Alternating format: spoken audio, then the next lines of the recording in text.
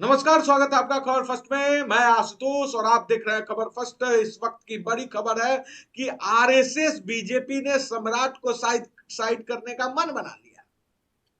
बिहार में खेला शुरू हो चुका है और इस बार सिर्फ सरकार नहीं बनेगी, सामाजिक समीकरण भी बदलेगा। एक ऐसा दाव आरएसएस और बीजेपी के द्वारा खेला जा रहा है जिससे सम्राट चौधरी भी साइड हो सकते हैं और अचानक एक नया दलित चेहरा बिहार का अगला सीएम बन सकता है।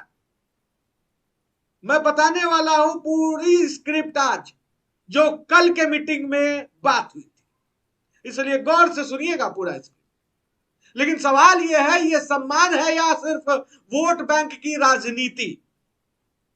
देखिए, आरएसएस ने इशारा दे दिया मेरे दोस्तों कि बिहार में बीजेपी अब दलित चेहरा आगे कर सकती है।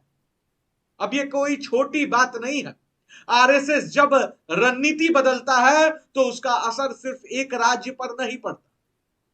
ये सीधा मैसेज है आने वाले चुनाव जो बंगाल में है, उत्तर प्रदेश, पंजाब, सब जगह इसका असर पड़ेगा। और आपको मैं बता दूं कि बिहार का जो असली गणित है, जिस पर चुनाव हमेशा से लड़ा जाता है, आरजेडी एमआई समीकरण पर लड़ती है, BJP upper caste plus OBC vote bank के आधार पर चुनाव लड़ती है, लेकिन दलित वोट जो सबसे बड़ा स्विंग फैक्टर रहता है चुनाव में, यहीं पर इस बार बीजेपी सीधे वार करने जा रही है। अब सबसे बड़ा सवाल, सीएम कौन बन सकता है? मैं बता दूं कि नंबर 1 पे जो नाम है वो जनक राम का है। नाम कम सुने होंगे, डार्क हॉर्स कैंडिडेट है। मैं डार्क हॉर्स कैंडिडेट इसलिए बोल रहा हूं कि बहुत लोग नाम नहीं जानते। बीजेपी के अंदर से दलित चेहरा है, ये लो प्रोफाइल है, लेकिन इनका इमेज जो है वो बहुत क्लीन। प्लस आरएसएस बीजेपी का डायरेक्ट कंट्रोल रहेगा अगर ये सीएम बनते हैं तो फ्रेश नैरेटिव बीजेपी खेल सकती है। लेकिन इनके साथ एक बड़ी समस्या यह है कि इनके पास मास बेस नहीं है। मतलब वोटरों का मास बेस इनके साथ नहीं है, लोग कम जानते हैं। अगर बीजेपी अपना खुद का दलित सीएम बनाना चाहती है तो स्ट्रांग ऑप्शन ये रहेगा। लेकिन दूसरा नाम जो मैं लेने जा रहा हूं, उनको सभी लोग जानते हैं, रामनाथ ठाकुर। जी हां, चौंकिएगा मत, क्योंकि बहुत लोग करेंगे कि ये बीजेपी में कैसे, अभी तो जदयू में है। लेकिन संघ ने इनके नाम को सुझाव देते हुए एक पॉइंट और कहा है जिसको मैं बताने वाला हूं। ये बीजेपी के लिए पॉलिटिकल प्लस इमोशनल कार्ड हो सकते हैं। कर्पूरी ठाकुर के बेटे हैं, एक्सट्रीमली स्ट्रांग इमोशनल कनेक्ट है लोगों के बीच इनको लेकर। ईबीसी दलित पिछड़ा वर्ग की राजनीति करते हैं, लेगेसी फैक्टर इनके साथ है। नीतीश का वोट बैंक में सेंध लगाने के लिए शायद इनसे अच्छा उम्मीदवार बीजेपी के पास नहीं है आज के दिन।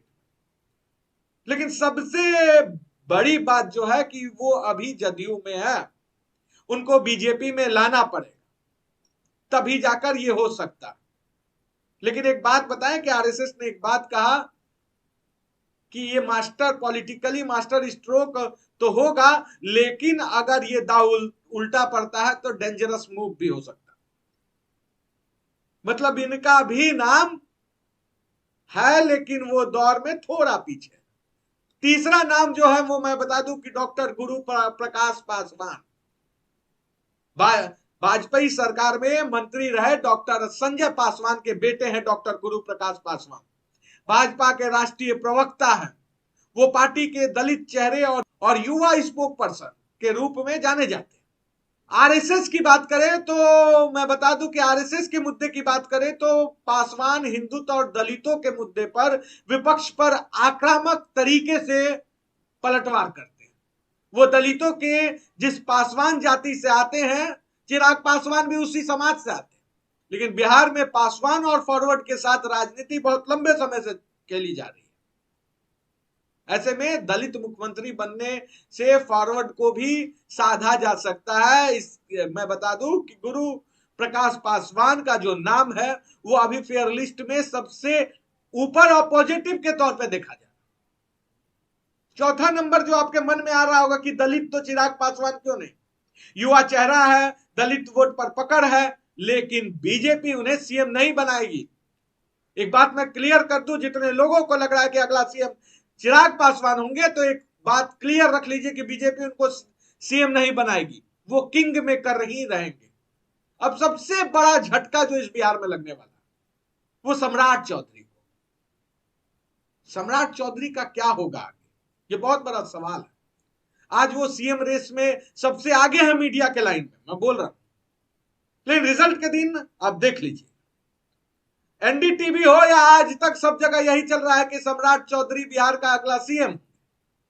लेकिन कास्ट इक्वेशन बदल गया है, और अगर यही कास्ट इक्वेशन रहता है तो सम्राट चौधरी डिप्टी सीएम या पूरी तरह बाहर भी हो सकते हैं।